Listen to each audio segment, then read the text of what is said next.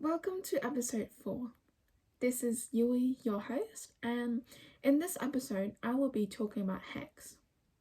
So, this is something that I wish to know myself when I was in my final year of high school, and especially now, as like a uni student, I still wish to know this.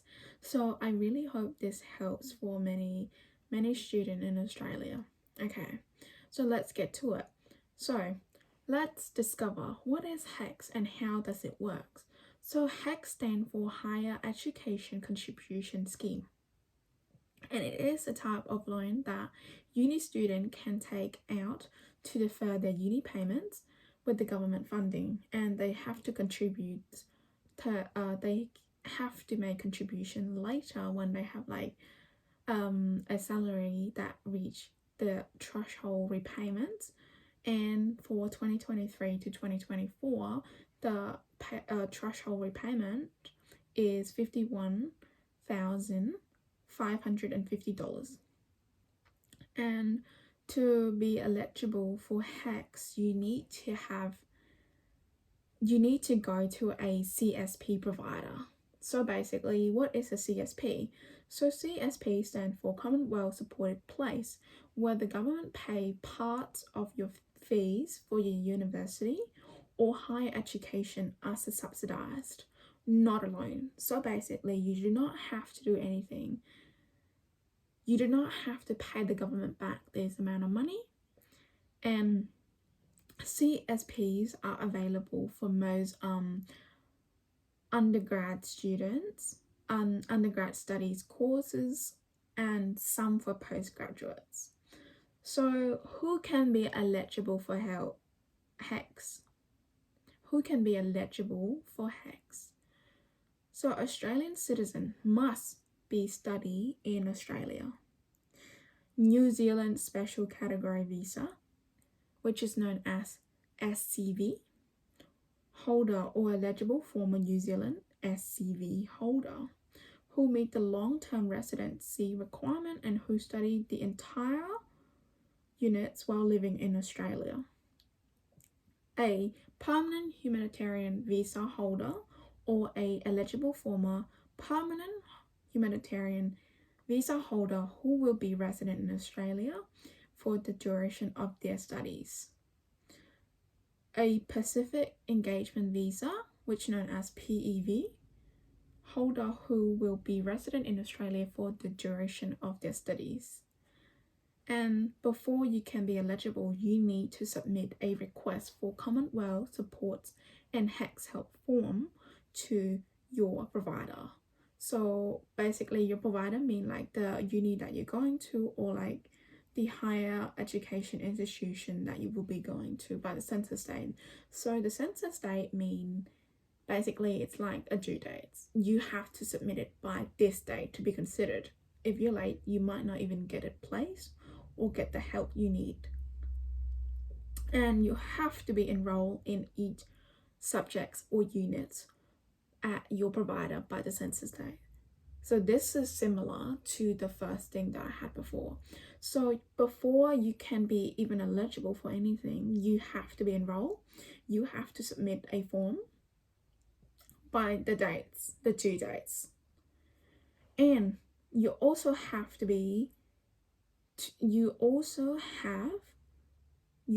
need available helps balance. So for 2024, the help loan limit is $121,844 for most students. And for students studying medicine, dentistry, and veterinary science, the loan limit is $174,998. So this is all in 2024, okay? And you need a USI, and you need to provide it to them as well. So what is a USI? USI is a unique student identifier. So this basically, you need a USI for everything. If you want to study at like a high education, like a tertiary studies, so you need it at a uni. You need it probably for high school as well. Some stuff require USI vet course or even a short course after you basically finish high school, you need that. It's basically a lifelong thing that you hold on to your dear life. If you forget anything about it, you can reset it, but you can only have one per lifetime. And you also need to have sufficient student learning entitlement. So the student learning entitlement will be available to student is 7 years of full-time subsidized study in Commonwealth support place. So, and you also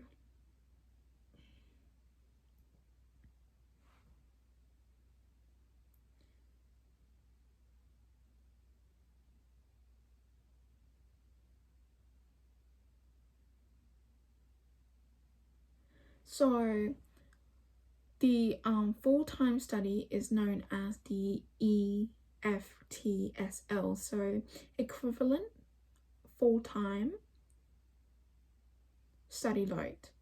So EFTSL mean equivalent full-time study loads. So you have 7 years of that, which is known as the ordinary SLE. But you also can get more as like the additional SLE or a lifelong SLE. So additional SLE is available to students enroll in a long undergraduate course. So for example, if you're doing medicine, if you want to study in medicine for, especially in the state I lived in, is 6 years. Yeah. So this is a long undergraduate course. So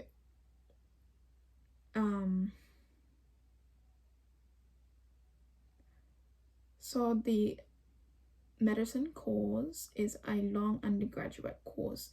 So that probably need more than 6 AFTSL. So undertaking an hour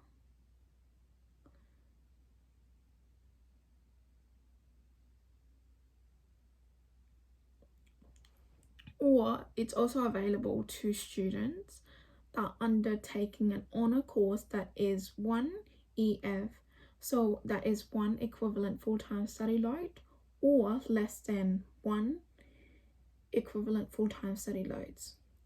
And also this the additional SLE can also be added for students who undertaking graduate coursework or graduate entry bachelor courses, which the Commonwealth Place supported is not offered. So there's another choices that you can add on to your SLE after the 7 years, so which is a lifelong SLE. So in the lifelong SLE, you get 3 additional years. Yeah, so you get 3 equivalent full-time study loads. So yeah,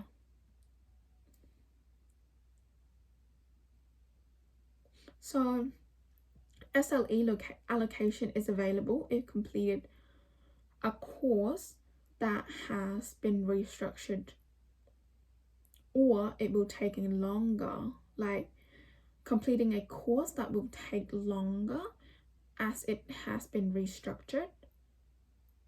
A lifelong SNE can be used when your initial 7 ordinary SLE entitlement.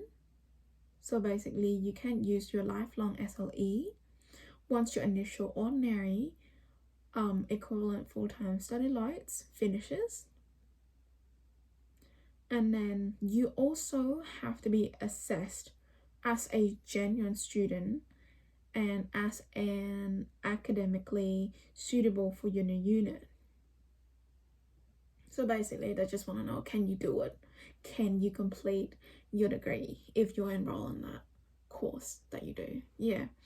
And then you also need a completion rate. So good news is it is not important anymore. This is because from the studies that I did, there is an amendment act for the Higher Education Support Act 2003, which has been amended, which has removed the requirement that students must pass 50% to be eligible, like to still be eligible, to be remain eligible for Commonwealth support, like Commonwealth assistant. Yeah. And then you also need another condition to be eligible for HECS. So not undertaking more than 2 years worth of higher education study in 12 months. So these are the conditions to be eligible for a HECS help loan. Okay, and now you need to know the application process of HECS help loan. Okay, so you need a tax file number, TFN. So basically you need it for your lifetime as well. That's also create once, and you need to keep it for the rest of your life and do not share it with anyone else. This basically helps with the tax side of it, tax side of your income, your studies and everything. And then you need a USI, as I told you, and you need a request for Commonwealth support and HECS help form, and that's also said, and you need to fill it in and submit it by the census dates. So let me share another opening HECS site that I didn't know. So as I said, HECS is a type of loan that has interest free. However, it is an indexation. So it's basically by the 1st of June, you will get index. So the repayment income thresholds and the rates of 2023 and 2024. So for below 51,550, you don't have any repayment rates. But then after you have reached the repayment threshold incomes, you need to pay. So especially from 51,550 to 59,518, you need to pay 1% of the repayment rates. And after like you reach down to the very bottom, that's when you make a lot of money. So from 151,201 or anything above, you need to pay 10% of your income. So that's just the repayment rates. So this is something that I do not know about when I was in my year 12, because no one was talking about it. They literally, you know what they say? Oh, okay, if you want to study at uni, don't worry about those stuff. HECS will cover it. That's what they say. But you don't know this side, which I wish I knew it sooner, which I can even help me or even other students to make like a wiser choice of what they should get involved, like themselves involved in. Like this is just eye-shocking, like it's absolutely fucking shocking to me. And now let me cover like the other scheme of the loans, like the help loans. So we have a lot more that I didn't even know about. Okay, so we got like HECS, so that's I talk about. We got fees helps, we got OS helps, we got SA helps, we got vet student loans. So these are all different stuff. Okay, so HECS help, as I mentioned, is available for Commonwealth supported players at an approved higher education provider or uni. And then fee help is different from HECS.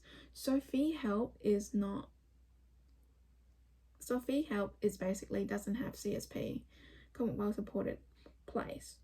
So these are available for private providers or postgraduate courses. These is a type of help loan as well that people can take out to pay for their tuition fee. And then you got the OS help. So this is also another help, but for overseas studies. So imagine if you are a Commonwealth supported student and you want to study overseas, this is the type of help you'll be needing. And then you got the SA fee. SA helps. So this is just a little bullshit, but we'll look at it anyway.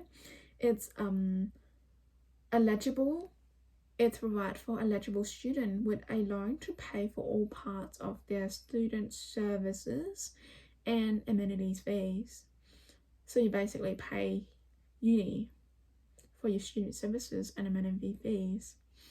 That's just bullshit to me. But anyway, we still have to pay those. And then we got wet student loans. So wet student loan will catch vocational education training. That's what stands for VETS, vocational education training. So yeah, so it's just a loan that help eligible student to enroll in their courses to pay for their fees. So these are all the types of helps that you can get from the Commonwealth, and these you can decide which one you want, because if you study like undergraduate, most course has Commonwealth support place in them, so you don't really have to worry much about other fees besides HECS. But if you want to look at the SA helps for the amenity fees and the student service, you can. And for like most postgraduate courses, you probably be looking at fees help instead of HECS help, because most postgraduate doesn't have Commonwealth support place in place, or it doesn't even offer it. So you'd be looking at fees help instead. And if you want to study overseas, you'd be looking at OS help. And then you also now we also be looking at like the student experience. So I'm just going to look at my own, because I am also studying at uni. Okay, I just had my like final year like of high school last year, so this is still like kind of fresh and kind of new to me, so I probably could talk about my own experience on this. So I'm just going to say that in high school they don't tell you enough about this stuff. Okay, what you'd be looking at a lot is your ATAR, like the number that you will be looking to achieve once you finish high school to get in to a course that you wanted to do. So I'm just give you a rough example of what I'm doing. So now I'm doing nursing. I got like a 90, so basically a 90 number, like as a number, with like that's including the selection rank, so that's adjusted. So my ATAR was 80, and then I got like some bonus points, so it was adjusted to 90. Okay, but then right now I'm doing nursing. I only need 70. Yeah, so I only need 70. So those what would like the uni student that come down to like high school, many high school in Australia will be telling them about. ATARs, like the number that need for you to get in a course. That is what you'd be needing. They don't tell you enough about the other sides of the HECS debt, which I will be talking about more today. Okay, so there's so many impacts of this. There's probably, be an eye-opening and help you make a decision for your own. Okay, if you get yourself in the debt this year, it's okay. If you decided that the debt will help you rather than posing your barriers to yourself later, that's okay too. But personally for me, I do make payment upfronts because I've been working since I was 14 and I've been saving money. So those are just like, I think it's enough for me to pay for my own education for now, because it's only 3 years and I only pay about 3.5k. Yeah, 3.5k per semester. So in a semester that I'm doing now has 4 units, and so basically I have 8 units per year that I'm doing, and I'm doing 3 years. Okay, and you know what I wish they told me about? How this could help, like how this could impact your financial outlook later in life. Because if you want to borrow money from a bank for, like, example, home loans, if you have a lot of money borrowed from the government, you will have less borrowing power to put like a down payment in your home loan. So this is what I wish I knew about, and I wish to know more about, like, how at the 1st of June of every year you will get like an indexation that could jump really, really high. So from what I've done before, I did look at the indexation rates. So I believe that the indexation this year for 2024 is 4.7 for 2024. But then when I looked at indexation rate last year, it was 7.4. That is very high. And then when I look at another one, like another year, I think it was 2021, the indexation rate was 0.6, I believe. It was so low that when you look at 2021 compared to 2023 or 2024, that is a whopping increase. It is unbelievably crazy to look at. And I don't know more about like the tuition fee. They don't talk about this stuff, but I'm going to talk about it. You know why? Because I'm just comparing the 2023 student contribution bands. So that's just the tuition cost. Okay, so we got 4 bands. So I'm just going to do comparison between 2023 and 2024 student contribution bands. So in band 1, so the student contribution amount per equivalent full-time student load is $4,124. So this is 2023. So the areas of study will be focused on like agriculture, English, language, mathematics, nursing, postgraduate, clinical psychology, and teaching. And then you got band 2 for 2023, and the student contribution is $8,301. So the area of study includes allied health, architecture, engineering, environmental studies, IT, performing arts, professional pathway, psychology, and science. And then you got band 3. So band 3, the student contribution amount is $11,800. This is all for 2023. Okay, the areas of study focus on dentistry, medicines, veterinary science. Okay, now we're moving up to the expensive band 4, and the student contribution is $15,142.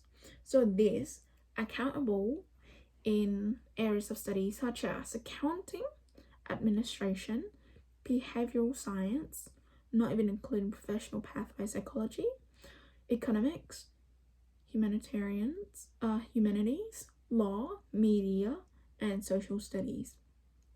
That is all for 2023. So right now I'm going to look at 2024 student contribution band. So band 1, the student contribution is $4,445. That is higher compared to 2023. So for 2023, the band 1 is $4,124 compared to $4,445 for 2024.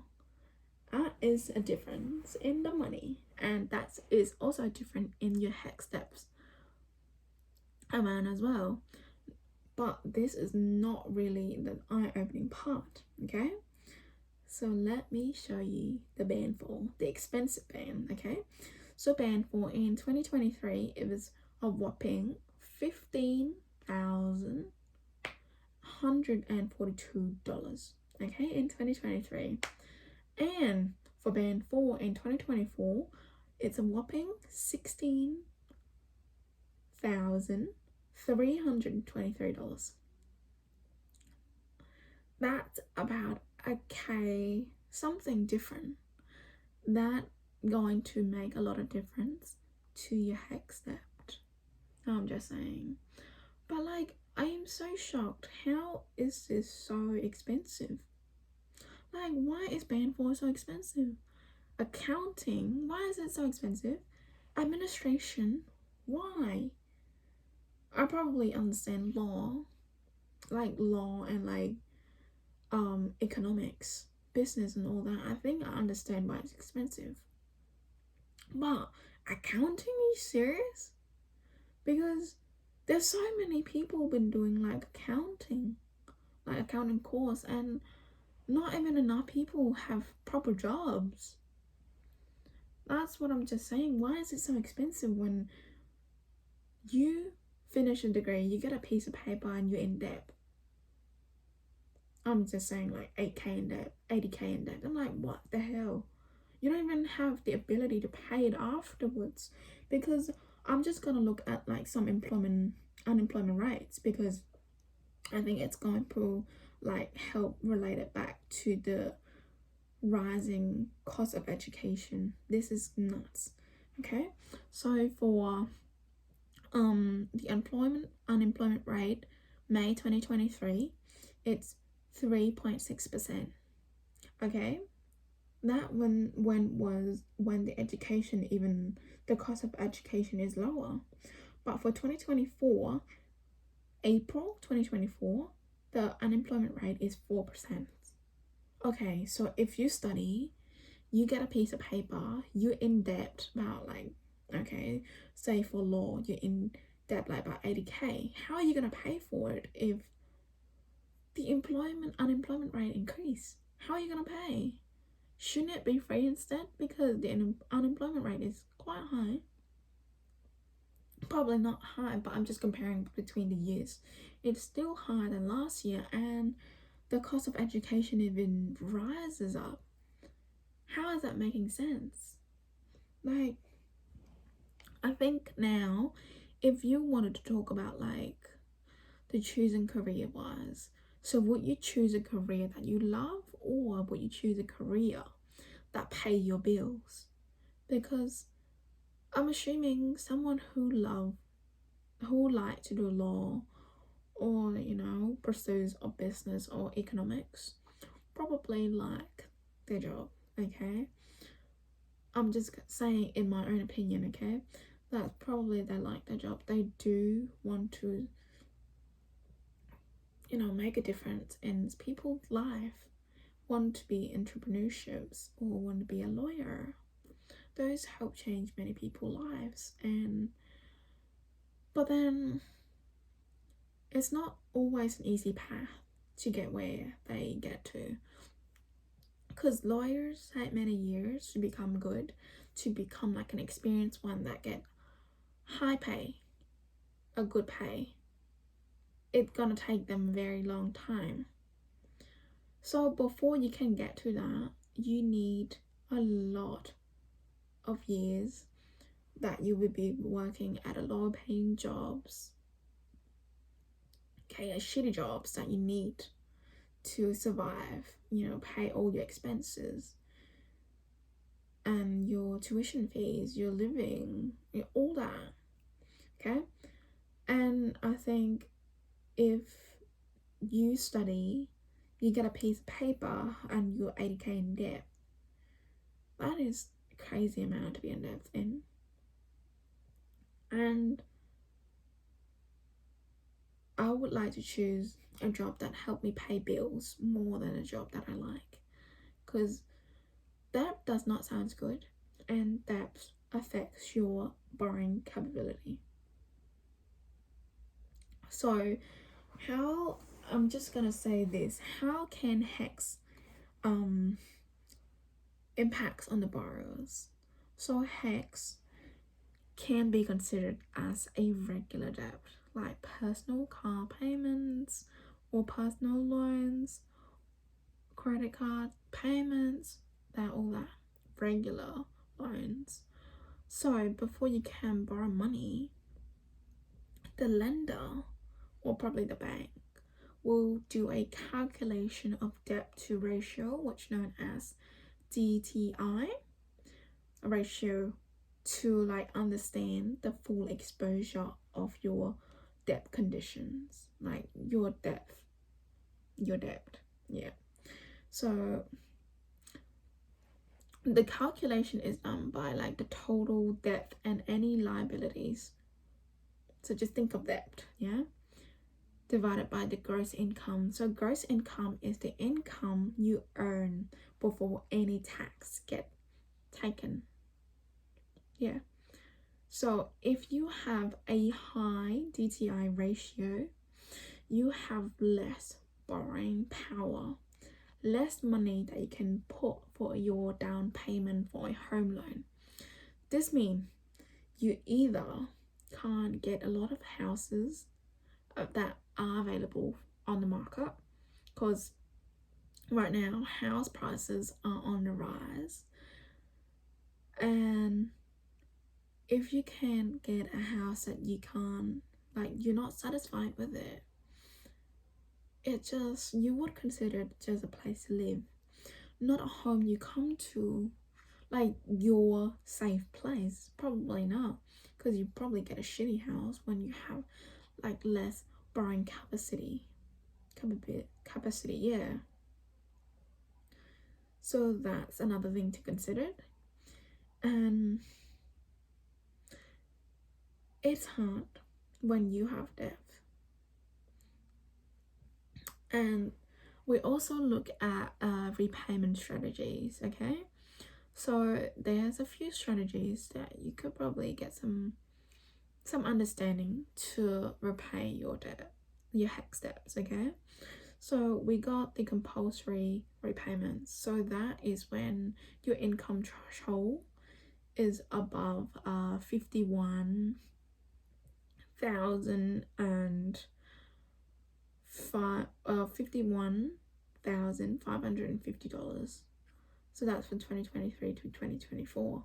So when you reach that threshold, you need to pay the repayment. So that's known as the compulsory repayments. And then you got a voluntary repayment. So basically, voluntary repayment is more payment that you made towards your student contribution to your HECS debt after you paid for your compulsory repayments. Those could be taking out of a salary package, or you could take out a sums of money. You could save up some money, a big sum of money to pay for it, or even,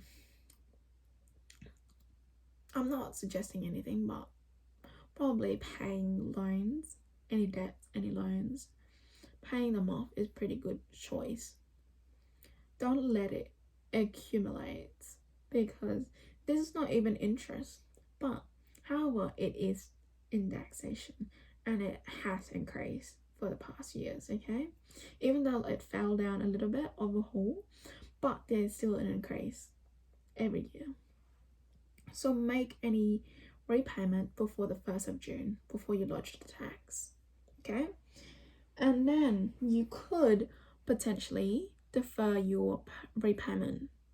So that fall under a serious financial hardship. So the payment time limit is 2 years. You could ask for defer for your payments through the Australian Taxation Office.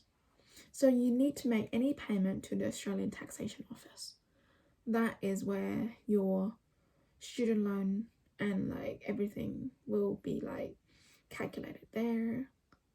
Yeah. And then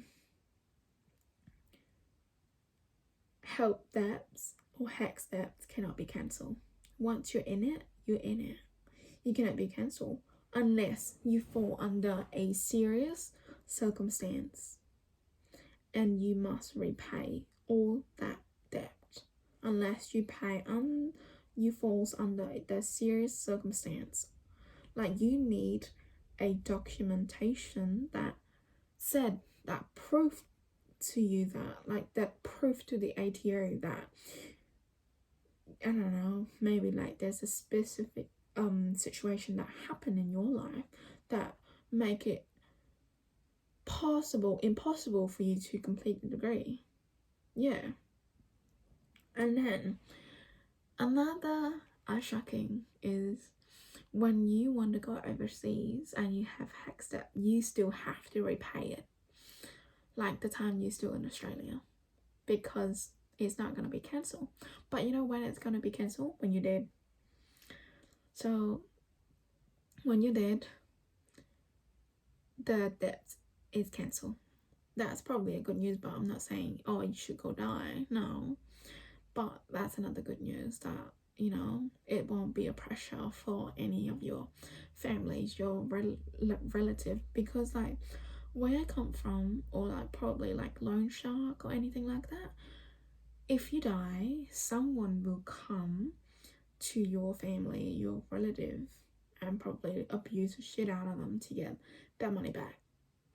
Yeah, but this is not the case. If you die, it will be cancelled. So your families, your relative, your friends, your close one basically has no impact on it. And that's what I say about HECS. So I hope this episode really helps clearing some eyes, some ears up about HECS steps, okay? And I hope that, you know, you as a person, you can make your own choice, a wise choice, how you should go on about you should do for your higher education. Is it even worth it? Because sometimes when you pay for such an expensive degree and you work at such a lower, like you work at such a lower pay job, would it be worth it in the long run? You need to consider all the possibilities. It's not easy as it sounds. It's not. I'm telling you, it's not. When I do this research, I discover so many things. But also, when you study in university, try not to have such a lavish life, because it's going to have like an impact later in life. When you have such a lavish life, even though you work a part-time job, even a full-time job, you can't sustain that. You spend much more money than it should be saving. You should be budgeting. I would probably think budget is a good choice. You know, 50% on spending, like 50 30 20. So that means 50% all the essential, like rents, food, all the compulsories, and then 30% on your wants, yeah, or whatever you want to buy, like the unnecessary stuff, and then 20% saving. That's probably like one of the best budget rules I follow. I probably save more than that, but that's another way I would, try to restrain myself from like spending unnecessary money and try to save as much as possible to pay off those student loans first, like that, because it will have impact on your financial outlook later in life. And when you have less borrowing capability, it is not fun to deal with it later in life. So make it easier for you now, and I hope that you can consider all aspects of the help loans. And when you do take out the help loans, think of how you're going to repay them. Like when you take out a course, I don't want to stress people about this, but like try to think about what you're going to do after.